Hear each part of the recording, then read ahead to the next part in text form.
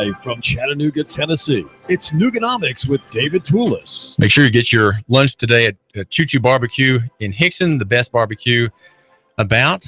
There's a secret rub and a delicious smoked flavor on the pork, the chicken, the beef.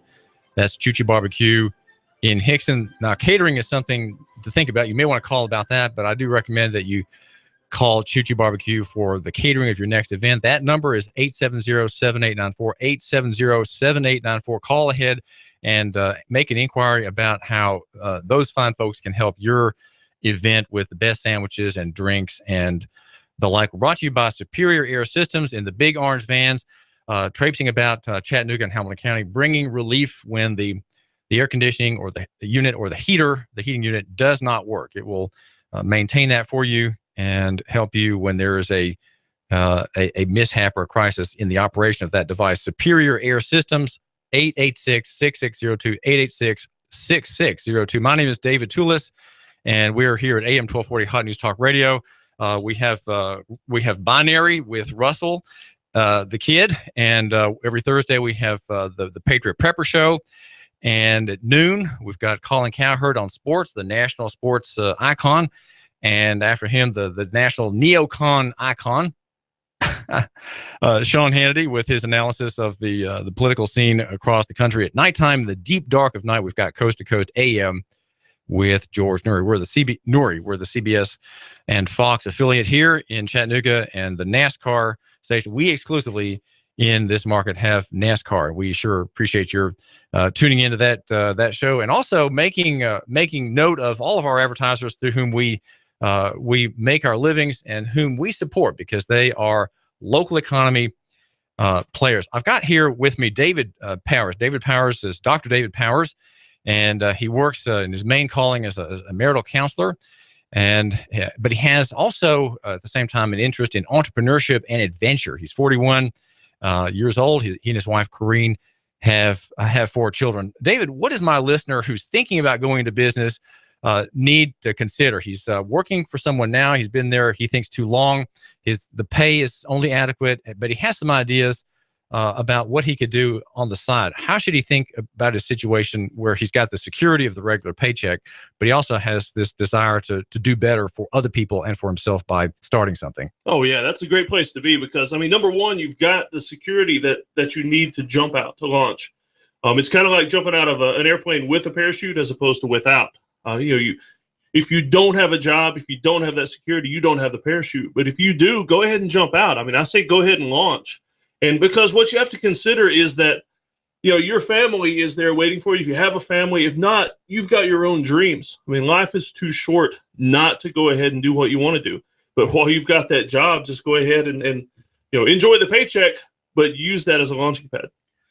Well, when do you know when to leave the paycheck?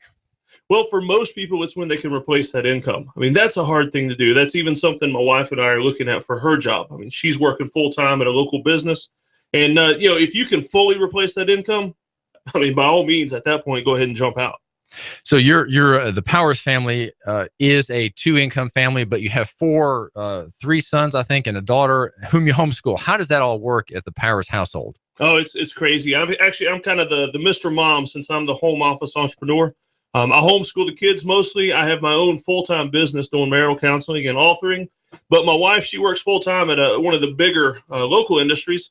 And it's hard because she wants to be home, joining me with the adventures with the kids, and also helping do something that provides more for our dreams than just someone else's dreams.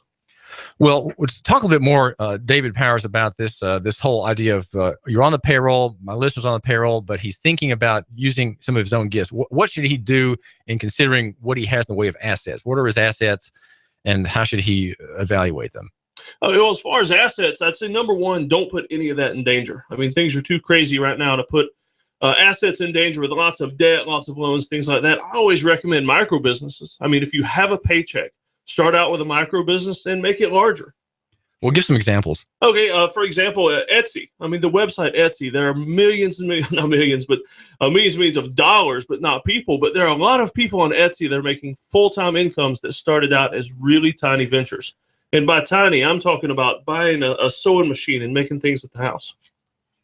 And, as far as that, you also have the other online businesses like eBay. You can do lots of things on eBay other than just selling your junk. For example, I mean, I paid for my undergrad college education by selling my comic book collection. At the time, no family, but I paid for school. Well, you can also drop ship things, like order things from China and have them drop shipped where you don't even touch the merchandise. Now, that's a little larger, so you don't want to start right away with that because it's an investment. But you can buy things in bulk and just resell them on eBay. Give some examples of that. Okay, yeah, like phone cases. Think about any single thing that everybody has. Almost everybody has a cell phone. Even people that don't have money have cell phones. I got one in my pocket right now too. And along with the cell phone, think about what else you have. On this phone right here, I can see a case, and it's one of the better cases too. One of the ones where he could toss that thing across the parking lot and the phone be fine. I've got one of those on mine. It's a waterproof case, so that's money. You could buy those and resell them.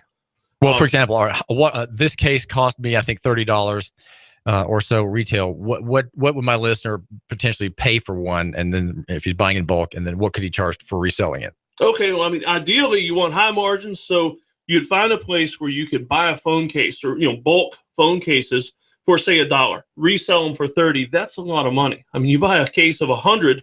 Have them shipped from China, or don't even have them shipped from you. You can set up the sites pretty easy where those are actually, when they're ordered, they ship from China at that point, and you never touch or see the merchandise. You just handle the customer service aspect of it. Along with that phone, not only on my phone, I have a case, but also I have a scratch-proof screen because I'm a little OCD about that, and I know that I'm likely to break it. I've dropped it a million times and never broken it yet. But for me, that phone was an investment. I mean, $600 plus all the fees and charges. So I wanted to protect that.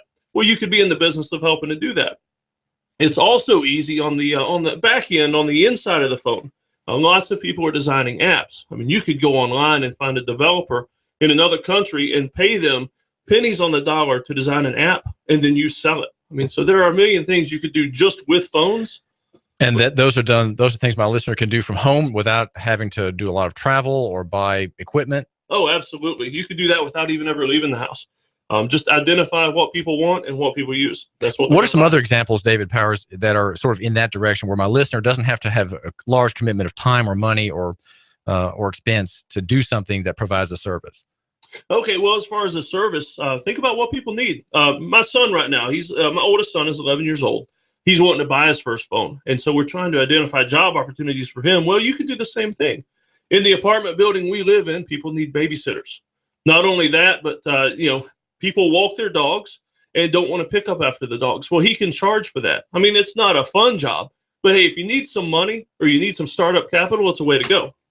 There's also he could walk the dogs. I mean, that's an added service.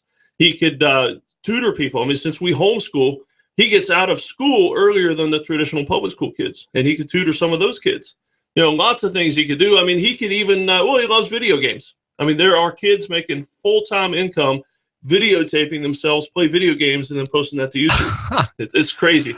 It's not something I can do, but it's money maker. Well, so the teenager who's doing that, how does he get paid though for creating this video? He's paid by YouTube for views or advertising? Yeah, it's mostly advertising. Just people click on the ads that show during his videos, and he makes a pretty good income. Well, he has 10,000 people view his ad. Is that 15 cents or 20 cents? How much? Yeah, probably even less. It depends on the ad itself.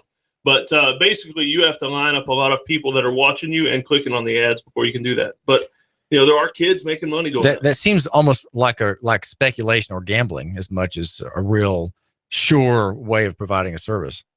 Well, it can. It can. The way I like to look at it is, if you're taking the talent, a skill, and a passion and combining all that, it's something you can keep working on and pushing. And to me, that's what makes it different from gambling. Because when I gamble, it's all chance. No matter what people say, and whatever skill goes into it, it still comes down to a roll of the dice, or the cards that get dealt. And to me, if I can manage the process and devote what I'm doing to the process, that's what I love about it. That's what takes the risk out of it for me, because I can just keep pushing. We're talking with Dr. David Powers. This is David Tulis. Well, David, let me ask you this. You're a marital counselor. What are some things that make for a good husband that also make for a good business? How is a husband who's dealing with a wife who's maybe irritated or pressed or stressed out, how in dealing with her can he learn things that would help him deal with prospects or customers? Oh man, you asked me a question about being a good husband. Thankfully, my wife's not listening probably right now because she's at work, but I'll try to answer to that because I can deal with the irritated spouse. One of the things that I see in some of the best husbands that I counsel is devotion. They may screw up a lot, and those of you that are listening, husbands or the wives, you can admit that we all screw up a lot. But devotion to the process, devotion to the mission, which is, in the marriage, the mission is a happy family that's prospering in all the ways they want to. And you can run that to the business. Those same skills you can push to the business: loyalty, devotion, just devoted to the mission, to the kids, to the wife. And that's what business is for me. That's why I love entrepreneurship, because I can provide for my family. So draw that out a little further, David Powers. A good husband who's caring, gracious for his wife. He maybe overlooks slights. He's not easily offended. Those are virtues I know I have to work on being married. How make that apply more in business? Show how those virtues work to secure one's dealings with one's customers. Okay, yeah. I mean, all the things that would make you a good husband or a good wife, those project into customer service. I mean, what you want to do is get, what they call a stark raving fan in any business you do. Even if it's an online business where you don't actually see the customer, it's those reviews and how you answer reviews when people have problems. Well, that's the same thing you deal with at home. I mean, when there's a complaint from the kids or the spouse, how do you deal with that? Do you accept blame? Do you accept responsibility if it's due for you? Or do you just try to pass that off? Do you try to make excuses? And that's one of the things I try to build with my kids is personal responsibility. And well, it's the same in business, especially if there's a problem with a customer. We've all had dealings with businesses that want to count the pennies with us when we approach the front desk there with a problem with something we've bought, or we come back with a repair that's not adequate. They will say, well, they rationalize why they shouldn't make completely good or redo it, and that's something that doesn't work well in marriage. The business should say, we messed up on that. Here, just let us take the whole thing. Don't worry about it. We'll get it done quickly. You don't have to pay us a dime. It was our fault. Sorry for the inconvenience. And bend over backwards with apologies. I think that would keep me as a customer if I were treated that way. Oh yeah, certainly. And I find that it's the same way in marriage as well, to be honest with you. Even like, for instance, if my wife is mad at me for something, and it's not totally my fault, because let's admit in marriage, it's usually 50-50 and we all contribute. If I accept responsibility and apologize, just apologize in general for what I've done and anything else that is perceived, because a lot of it is perceived faults, and just take advantage of owning up to that. Most of the time, what I find is that my wife, or when I'm counseling people, the wife or the husband, at that point, they soften. They feel that the other person is taking responsibility, and the fault disappears in the love that they feel for the other person. David, one of the things you specialize in is the acquisition of skill. Talk about your work there and what it is you're trying to encourage among your clients in this field. Okay, yeah. One of the things I specialize in is called rapid skill acquisition. And basically what that is just learning things faster. You've probably all heard of life hacks, and you see those online, you hear about them on the TV, and it's basically just people that hack the system. They find a faster, a better, a more efficient way to do things. Well, I try to do that with the learning process. There's a theory in philosophy called the 10,000 hours, and it's been applied to rock groups like the Beatles. It's been applied to concert violinists, and it basically says that to be an expert in anything, you have to contribute 10,000 hours to learning that. Well, let's be honest. If you're a new entrepreneur, or if you're someone with a full-time job that wants to launch out, you don't have 10,000 hours. That's going to burn up too many years. And so I specialize in helping people do that faster. Well, say more. What? Give us the secret gem, David Powers. All right. Well, some of the secrets, and it's actually a nice little flow chart if you're watching on YouTube. But some of the secrets, I mean, for instance, the biggest thing is that light bulb moment. Seize on that light bulb moment, that thing that combines your passions and your skills. And the thing that when you see it or hear about it, all of a sudden in your mind, you say, you know what? I think I could do that. I think I can make a living on that. And then go from there. One of the things I like to do is people will just cover themselves up with books. They'll go to Barnes & Noble, or they'll go to the library, or they'll hit Amazon and order book after book after book, and then never read them. Well, one of the things I recommend is just buy the Dummy's Guide or the Complete Idiot's Guide to whatever it is you're wanting to do. Whatever it is you want to learn about or the skill you want to practice, buy the Dummy's Guide. It doesn't matter if if you want to learn guitaring or if you want to learn investing. There's a Dummy's Guide for pretty much anything. Just devour that book, and it's going to give you the primer on that subject without having to read 30 other books on the topic. And you can go ahead and do that later on. But right now, what I want to do is save you some time. And those guides will save you that. That's one of the biggest secrets I tell people is, college textbooks, things like that. If they replaced most college textbooks with the Dummies Guide, I think people would learn more. And it'd sure be a whole lot cheaper as well. This is David Tulis. We have Bruce Krebs today, the Entrepreneur Hour at 11, just after my program here at AM 1240 Hot News Talk Radio. And also check out the new Hot News Talk Radio weather station live. You can download the Bloom Sky app, and then you search Hot News Talk Radio. That's one word, and you can have a tremendous weather app there for you here, serving us here in Chattanooga. Well, David Power, what are some things in the way of you might say, not emotions, but let's just say emotions for the lack of a more readily obtainable word, desire and fear. Where does desire fit into the entrepreneur's perspective, and fear? How does that fit into what he's doing? Should he enter because he's afraid of something or because he desires something? I would say both, actually. The desire is going to be what keeps you going. The desire is going to be the thing that, when you're feeling tired and it's midnight and you know that you have to get up at 7 a.m. for your next shift, desire is going to be the thing that makes you work 30 minutes more, to accomplish one little thing, whether it's buying a domain name or ordering a product or whatever it is. Just, you have to focus on that desire and feed it and stoke it like a fire, because if you don't, it will burn out. Now, it'll always be a little spark. There will always be a little spark of desire there that makes you have regret if you don't do this thing, but just stoke it, burn that thing up, do things that feed that desire. And the fear aspect, I'll be honest with you, just for instance, I'm afraid of heights. And so what I do is I like to go rock climbing. I like to go rock climbing to where I'll climb up on the side of a mountain, and the only thing between me and the ground is a very thin rope. And I do that because it's my way of conquering the fear, but not necessarily conquering it, just moving past it and embracing that fear in a safe way. And so I say, if you're afraid of starting a business, you have to somehow learn to embrace that fear and find a safe way to do it. Just like having a parachute if you jump out of a plane. My listeners concerned, David Powers, that he can't get his children interested in his ideas and what he does. He even has a little business, a little micro business, as you say, starting in his home. He just can't get his children. He's got 3 of them. One of them is a teenager, interested in what he's doing. What is the problem there, and how can he overcome this indifference? I always say to look for the button. Everybody has a button that will drive them, ignite them, and push them. Like, say, for instance, with my kids. One of my sons wants to be a basketball player. And so we were identifying some goals. And actually, for part of our homeschool, we do a goal planning class because I want them to always be forward thinking and forward looking. And so he wants to be a basketball player, but he doesn't, he's 11, so he doesn't want to work hard or sweat a lot. But I was able to talk to him the other day about basketball. And we were actually looking at shoe endorsements for pro basketball players.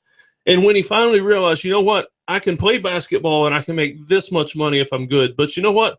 Just wearing a certain pair of shoes will pay me this much more for my future. What will that do for my kids? And see, that was the button for him because he loves his basketball shoes. I'm not quite clear on how looking at shoes encouraged him to pursue more fully this basketball idea. I didn't quite get what you were saying. Yeah, it was kind of weird. It was a way that I combined both business and what his passion is. He's always wanting to go out and play basketball, and I showed him how basketball is a business in an aspect, and that if he wants to do this, this thing, be a pro basketball player, he needs to not only get better but understand what he's doing on the business side. I would question your idea that having children desire to be national stars in any sport is if that's a very fruitful goal. Well, actually, to be honest with you, you're perfectly right, because the kids that make it to the pro basketball or any sport, very far and few between. And so one of the things that we actually ended up with his goal planning process is, if I become a pro player, but even though I'm not a superstar, or if I never become that pro player, can I coach basketball? Can I make money coaching other kids on how to play basketball? Because even if I don't hit the top of the game, because so few people do, is there a way I can still make a living from this thing I love?